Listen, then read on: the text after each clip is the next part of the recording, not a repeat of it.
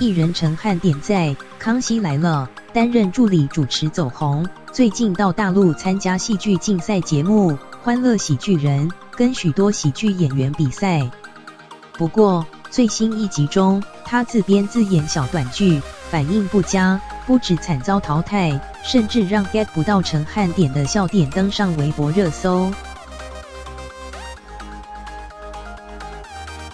穿着工作背心，预计要向女友求婚，接着却被各种客人大闹，导致订餐厅、买戒指的计划都失败。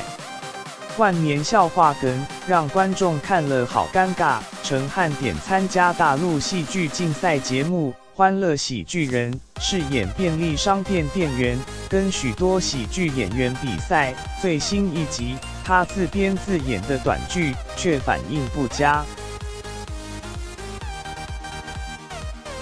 皮笑肉不笑的剧情和节奏，让陈汉典的票数排行全队最低，最后惨遭淘汰，成为同一轮比赛中的唯一淘汰者，甚至让 get 不到陈汉典的笑点登上微博热搜。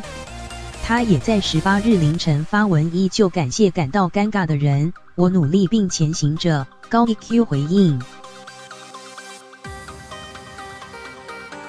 最近也在电影《疯狂电视台》饰演当红主持人，讲话不好笑，露出尴尬笑容，有点像是他的现实写照。陈汉典靠模仿起家，但当了主持人，除了反应快，还要不停想新梗。陈汉典在这块看来还在努力中。